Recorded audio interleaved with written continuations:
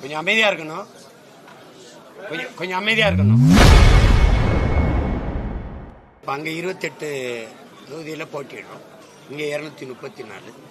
இந்த 234 இங்க அறிவிச்சு நாங்க களத்துக்கு போயிடுவோம். இந்த தேர்தல் தேதி எப்ப வருது அதெல்லாம்.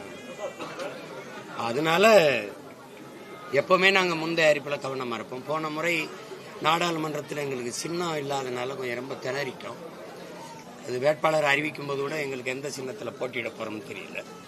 இப்போ எங்களுக்கு முன்கூட்டியே எங்களுடைய விவசாய சின்னம் இருக்கிறதுனால நாங்கள் தேர்தல் தேதி அறிவிக்கிற வரை காத்திருக்காம மாநாடு முடிஞ்சோடனே களத்தில் வேலை இப்பவே எங்கள் பிள்ளை வேலை செஞ்சுட்டு தான் இருக்காங்க. தொடங்க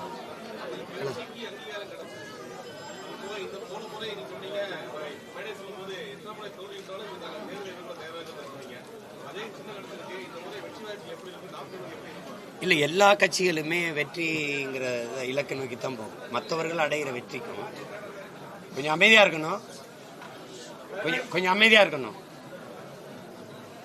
மற்ற கட்சிகள் அடைகிற வெற்றிக்கும் தேர்தல் வெற்றிக்கும் நாங்கள் அடைகிற தேர்தல் வெற்றிக்கும் நிறைய வேறுபாடு இருக்கு. அவங்களுக்கு வழக்கமான